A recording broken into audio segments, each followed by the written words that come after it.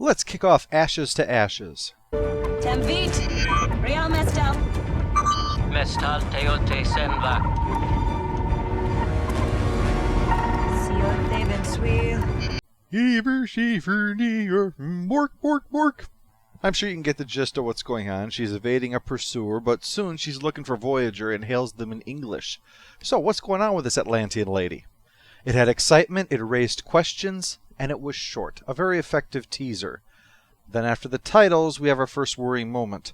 Her signal is being picked up by Mazzotti, who is in astrometrics where she should not be.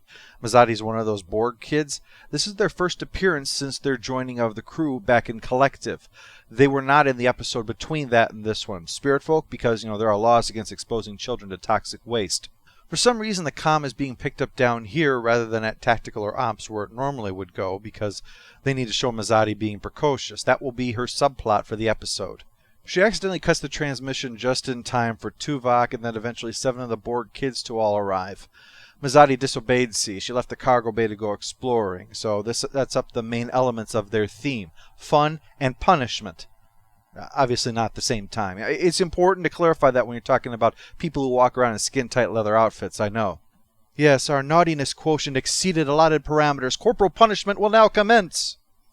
Tuvok takes 7 aside and points out the problems with the kids running around poking things.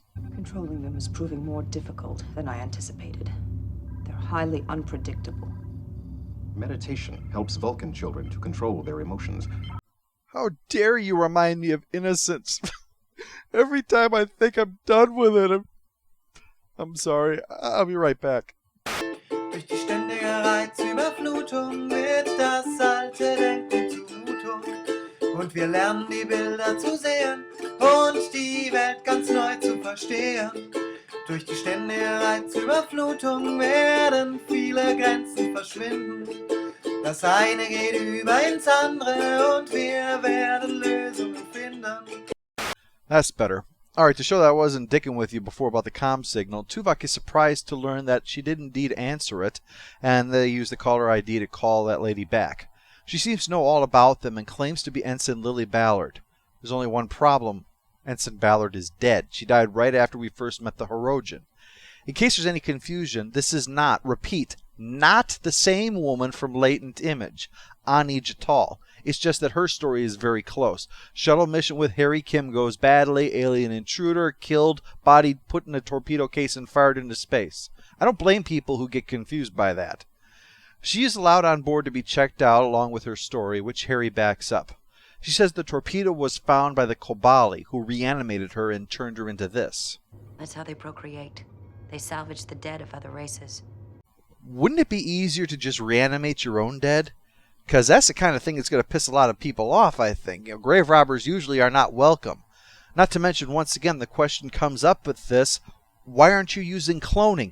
Anybody who can change one species into another, on top of the ability to raise the dead, should have the ability to create living beings from scratch and shake the DNA up to boot. Not to mention cure whatever catastrophe caused them to lose their pre-existing way of procreating.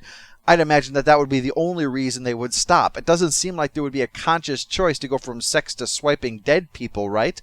You're talking about a species-wide decision just one day. I know that sex gives us physical contact and orgasms and an overall sense of intimacy, but there's just not enough corpse handling involved in all of that, and I think we need to fix that. And no, I'm not talking about what you like, Gary.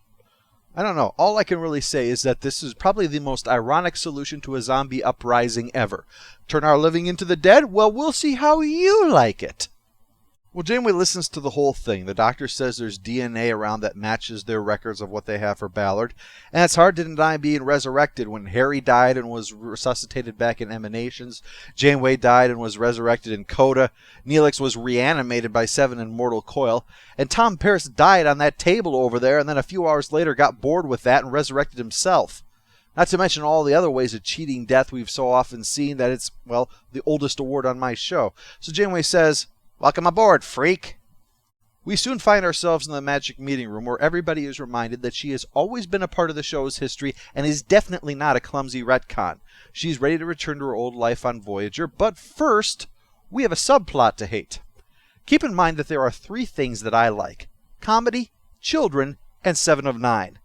So imagine how hard they must have worked to put this thing together to make me dread every time this shows up. I mean, Seven is standing next to Neelix, wearing that shirt of his that's ribbed for nobody's pleasure, and it's her that I'm having a hard time watching here. The gag is that Seven does not understand fun, so she has the recreation scheduled like a drill sergeant with no room in there for deviation. The lesson she will need to learn is obvious. I don't even need to get into it with you. And it is not an enjoyable trip to get there. So while it's new territory, it's not welcome. For one, it is one extremely long gag, and you already know the punchline.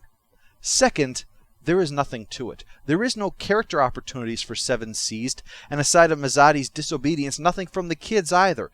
It is nothing that makes you laugh or think or move you. It's just a series of events you have to sit through, nothing more. What's worse is that the main story could have used this time to more fully explore its concept, though at the risk of giving things away too early, I'm afraid they wouldn't have known what to do with that time.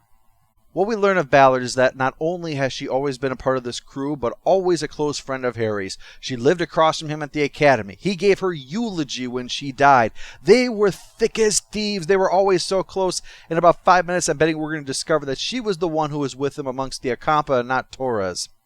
But I can ignore the questionable retcon stuff. Even that 35,000 light years trip that she would have had to make to get here, for instance. Except that the story seems to be wanting to push too hard to try to make her fit into Harry's life. It's so overt, it feels kind of clunky and flash in the pan, rather than something that has meaning to it. And as far as her condition goes, the biochemical changes have affected every system in your body. I'm afraid there isn't enough of your original DNA left to make you human again. oh, come on. You restored Tom and Janeway when they were turned into salamanders, but this is too much for you? This? The person whose DNA you claim to have on file? Well, I'm sure you already know why this is and where this is going, right? Star Trek, for a show that has talked so much about looking past things like race, seems to have a love with giving us the message that people should just stick with their own kind. I don't know why, but this just keeps cropping up, and it's more uncomfortable every time we see it. But for now, the doc plans to give her some injections that will at least make her look human. But her taste buds are still tuned to the same gray paste that the Kobali eat, and she slips into their language while working in engineering. But like Tuvix, overall she's dazzling everybody. Kim Rhodes, who plays Ballard, plays her as an extrovert, which fits in with Harry's eulogy comment that she had the attitude of conquering each day and making it her own. All the more reason why she would be so unremarkable that nobody would ever mention her. She whips through the problem without breaking a sweat, but she begins slipping into the Kobali dialect, and that makes everybody uncomfortable. Obviously, Torres would have no idea what it's like to be part human and part alien, right? Speaking of crushing discomfort, let's check in with Harry, who is in the midst of a seriously depressing case of still being Harry Kim. There's just no cure for that. Tom can sense that Harry has a thing for Ballard. Don't start. Oh, now let's see. For those of us keeping score, Harry Kim has fallen for a hologram, Borg, the wrong twin, and now the dearly departed. It turns out Tom is right about Harry's feelings about Ballard. He's always been making the moves on her. Which is why it's rather questionable that they chose to bring this thing up, since all the things that Tom mentioned happened before Ballard died. When Harry decided to purge himself from all emotions rather than falling in love with a hologram, that was a choice he made instead of making the moves on the girl he'd always been longing for. Look, you can't accuse me of nitpicking continuity when the episode is specifically mentioning the discontinuity. All the excuses about Harry not pursuing her because they are both on Voyager fall apart when you mention several times Harry pursuing a girl on Voyager. I mean, that's like telling me not to say you Photoshop pictures even as you hand me a photo of you winning the Kentucky Derby while riding a bear. Harry arrives in time to see Ballard's transformation complete, and if she looks familiar, it might be because she had a large role in Atlas Shrugged 2, the second part of the film adaptation of the famous work of Ayn Rand. And speaking of a manipulative, cold-hearted tormentor of all those she claims to love, Ballard's having dinner with Janeway. In 6 years, I have never been invited to the captain's quarters for dinner. Yeah, that's for the best, Harry. We both know what your character is, right? It requires you to embarrass yourself at any opportunity. And at this, you would stumble forward and bury your face in Janeway's crotch, guaranteed. In a sign of just how hard this episode is stretching for comedy material, though, Janeway replicates a burnt pot roast. Yes. Must be that energy being reminding her to get moving towards that nebula. Instead of disposing of it and trying again, Janeway opts for making PBJ. But things take a dark turn when Ballard asks about why she was sent on that away mission rather than somebody who had more experience.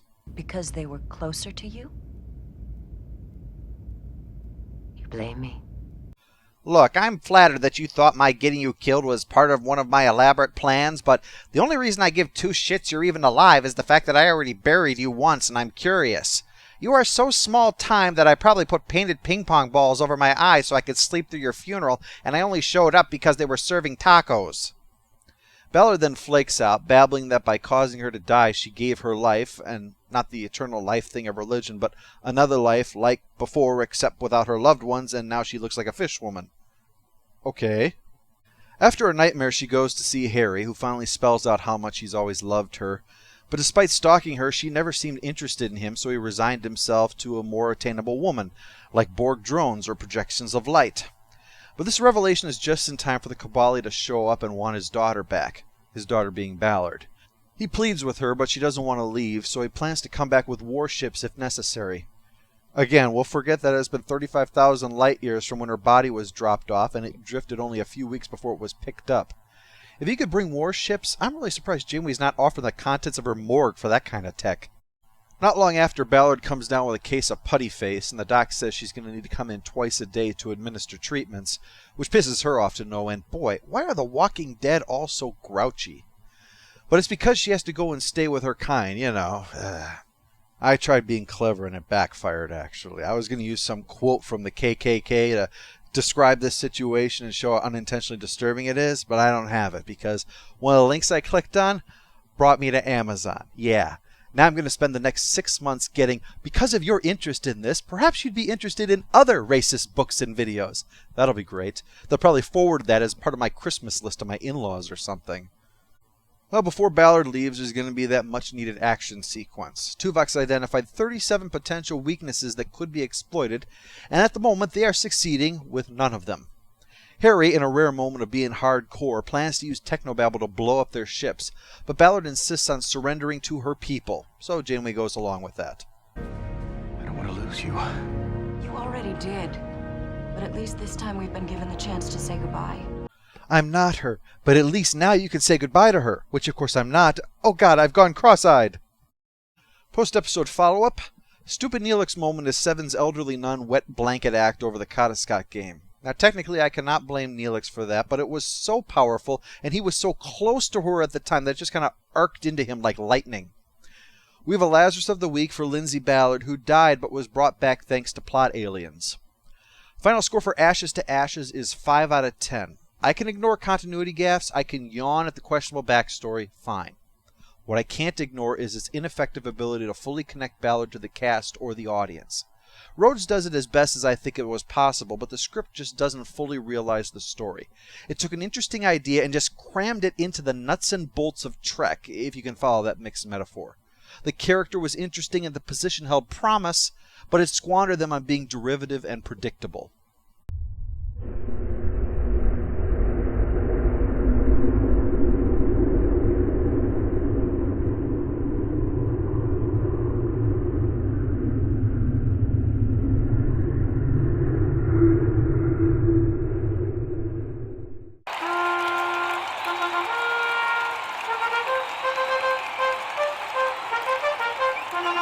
All hail the Overlord! All hail the Overlord! I'm afraid.